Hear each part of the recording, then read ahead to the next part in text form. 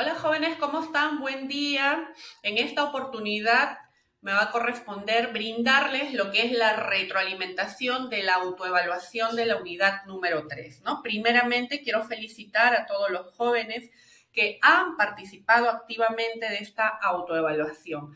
Habiendo hecho la revisión a todos los NRC y viendo cuáles son las preguntas en las cuales ustedes se han equivocado, ¿no? Entonces vamos a corregir y para ello es este video. Bien, sobre diagnóstico psicológico, ¿ya? Sobre diagnóstico psicológico.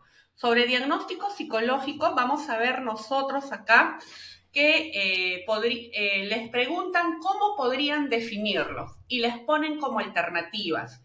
Proceso de investigación que realiza el psicólogo con un objetivo específico, resultado del uso de test psicológicos, resultado de la observación, entrevista y test, y resultado de la observación y la entrevista. Definitivamente la respuesta es que el diagnóstico psicológico es un proceso de investigación específico. ¿Por qué?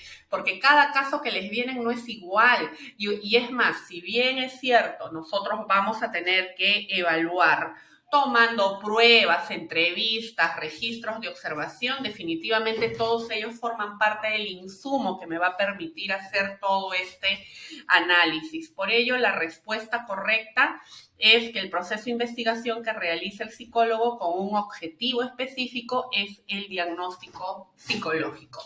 Luego tenemos de que en el caso de Rafael, ¿no? Que es una persona que ha presentado ataques, es decir, ha presentado palpitaciones, ahogos, sudor frío, manos frías, zumbidos de oídos, diarreas, vómitos, el propio miedo a volverse loco o a que le dé un ataque al corazón, ha hecho a la psicóloga pensar en dos hipótesis, ¿no? Que posiblemente Rafael esté pasando por una ansiedad generalizada o un trastorno de angustia.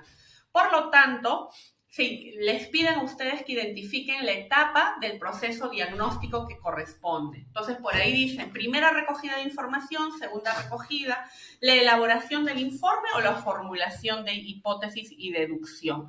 Definitivamente, en la solución está que nosotros, en base a la formulación de hipótesis, tenemos que ver con qué vamos a corroborar todos esos signos y síntomas. Y a ello le llamamos lo que es la deducción de enunciados por verificar, ¿no? En ese caso nos ayuda el DSM, para su caso es el 5, que nos va a permitir brindar una respuesta más o menos aceptable, porque ahí vamos a encontrar el cuadro clínico y si realmente Rafael lo presenta o no. Y como apoyo podríamos también nosotros utilizar algunas escalas. Por eso que la respuesta es formulación de hipótesis y deducción de enunciados verificables, ¿no? Entonces, eso es muy, muy importante. Bien, luego tenemos sobre evaluación de los rasgos de personalidad. También les han preguntado desde la perspectiva de rasgos de personalidad que pueden ser descritas en función a un cierto número de rasgos o dimensiones, ¿cuáles de las siguientes pruebas correspondería a esta categoría? Cuando hablamos del MMPI, hablamos de un inventario de personalidad del Minnesota, que también lo conocen así, pero que nos apoya básicamente en la identificación de trastornos o cuadros clínicos. En el caso del PBQ y el PBQSF es un cuestionario de creencias de personalidad que agrupan 9 factores, pero que básicamente nos orientan a identificar trastornos de personalidad. En cuanto al MASI, también identifica trastornos de personalidad, pero también nos da algunos síndromes clínicos. Y en el caso de las escalas de 16 PF, ellos sí identifican 16, o sea, agrupan todo lo que son los rasgos en 16 factores. Y cuando le dicen el 5 es que agregan 3 estilos más y el CPQ, que es un inventario de personalidad de rasgos.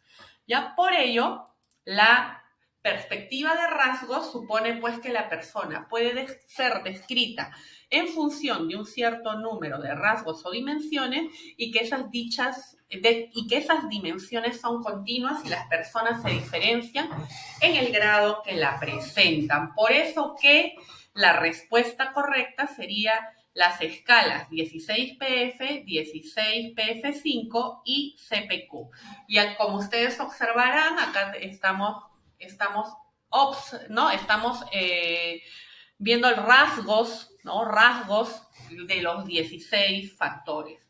Otra de las preguntas que también se han equivocado es sobre la evaluación para selección de personal, ¿no? Y ahí les colocan el caso de Sergio, que es un psicólogo que está trabajando el proceso de selección para diferentes tipos de candidatos, ¿no? Entonces, él quiere medir comunicación, flexibilidad, servicio al cliente, persuasión, trabajo en equipo.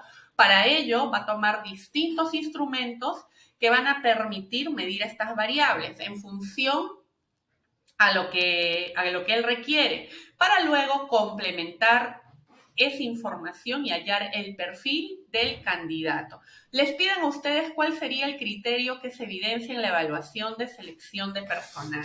Generalmente cuando se trabaja evaluación psicológica en el proceso de selección personal, a la hora de seleccionar las medidas de las variables relevantes a partir de diferentes técnicas donde yo las elijo, que puede ser un registro de observación, un autoinforme o entrevistas, le llaman triangulación.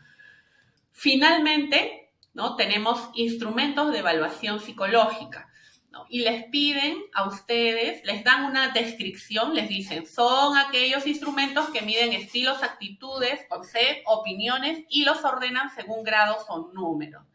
En ese sentido, la respuesta es escala.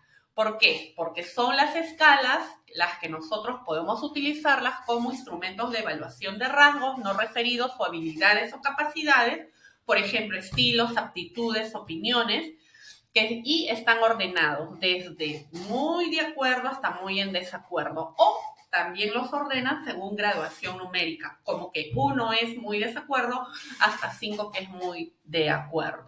Las respuestas en general se suman, dando lugar a un puntaje de escala que indica el grado en el que el sujeto presenta dicha variable.